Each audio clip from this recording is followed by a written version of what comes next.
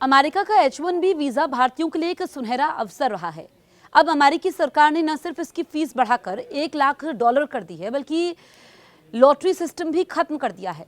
ऐसे में अमेरिका जाने के इच्छुक भारतीय दूसरे विकल्पों पर विचार कर रहे हैं। अमेरिका का L1 वीजा इसका बढ़िया विकल्प बन सकता है। L1 वीजा दरअसल इंट्रा कंपनी ट्रांसफर वीजा है। ये भारतीय IT और अन्य क्षेत्रों में काम कर रहे लोगों के लिए बड़ा गेम चेंजर बन सकता है।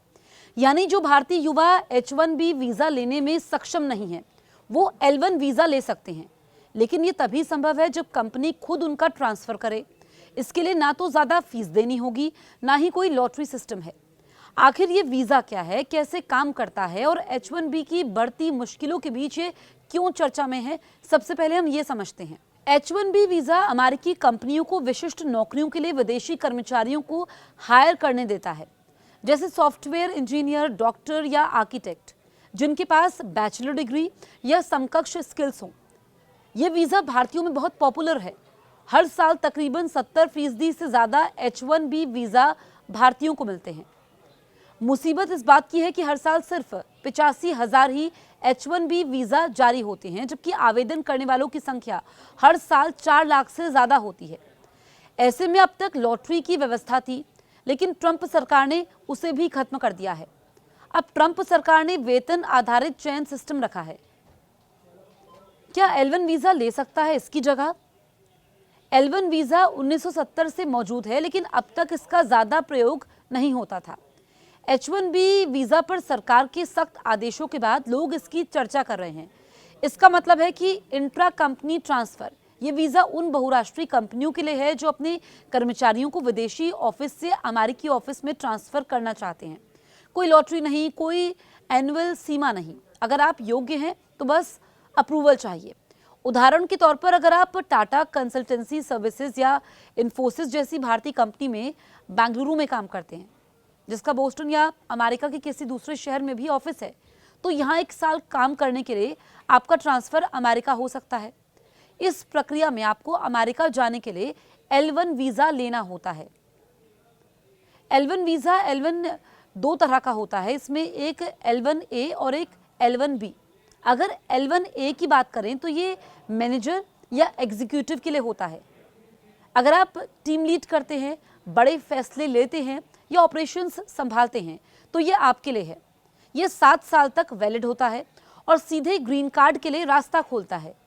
जबकि L1B स्पेशलाइज्ड कर्मचारियों के लिए है, यानी कंपनी के खास प्रोडक्ट्स, टूल्स या प्रक्रियाओं की ऐसी स्किल्स तो जल्दी सिखाना मुश्किल हो, जैसे कंपनी के खास सॉफ्टवेयर का विशेषज्ञ। ये 5 साल तक वैलिड है। दोनों ही वीजा में 21 साल से कम उम्र के बच्चे और वाइफ वीजा पर साथ आ सकते हैं। L1 वीजा कैसे मिलता है?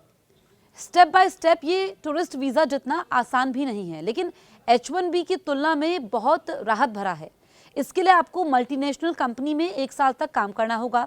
इसके बाद अब अमेरिका में ट्रांसफर ले सकते हैं। हालांकि इसकी एक शर्त यह है कि अगर पिछले 3 साल में ही आप ग्रेजुएट हुए हैं तो आपको वीजा नहीं मिलेगा, क्योंकि ये स्पेशलाइज्ड को प्रेफर करता है। इसके बाद आपकी कंपनी USCIS को फॉर्म जमा करती है। इसमें आपके विदेशी काम, स्किल्स और कंपनी के ग्लोबल कनेक्शन का सबूत देना होता है। फीस की अगर हम बात करें तो यहाँ पर बेसिक फाइलिंग के लिए करीब $460 और प्रीमियम प्रोसेसिंग के लिए $2,805, जो 15 दिन में काम करवा देता है। कुल मिलाकर वकील के खर्च की अगर हम बात करें तो $3,000 से लेकर $5,000 H1B की नई लागत से काफ़ी कम है। अप्रूवल के बाद मुंबई या चेन्नई जैसे अमेरिकी वाणिज्य दूतावास में इंटरव्यू के लिए जाना होता है। भारतीयों के लिए L1 क्यों खास है, ये हम आपको बताते हैं। भारतीय अमेरिका के टेक क्षेत्र में छाए हुए हैं। 10 लाख से ज़्यादा भारतीय अमेरिकी STM में है, लेकिन H1B की लॉटरी की वजह से कई काबिल युवाओं को वीज़ा नहीं मिल पाता है। ऐसे में इन्हें भारत लौटना पड़ता है। L1 इस समस्या को हल कर सकता है। कई भारतीय कंपनियां पहले से भी इसका इस्तेमाल कर रही हैं। हालांकि अभी भी H1B वीज़ा न मिलने की स्थिति में बैकडोर की तरह इस्तेमाल किया जाता था, मगर अब इसकी चर्चा तेजी से हो रही है। कुछ खामियां भी हैं। L1 वीज़ा के फायदे हैं तो इसकी खामियां भी हैं। अगर कोई L1B वीज़ा लेकर अमेरिका जाता है तो उसकी मजबूरी बन जाएगी कि वो उसी कंपनी में काम करे जिसमें उसका ट्रांसफ़र हुआ है। अगर उसने नौकरी बदलने की कोशिश की तो वीज़ा खत्म हो जाएगा, जबकि H1B वीज़ा इस तरह की पोर्टेबिलिटी देता है। इसके अलावा कम से कम लगातार 1 साल तक संबंधित कंपनी में काम करना होगा। इसकी जांच प्रक्रिया कठिन है, तो सामान्य IT स्किल से ये वीजा नहीं मिलेगा। इसके लिए ज्यादा जानकारी बेहद जरूरी है।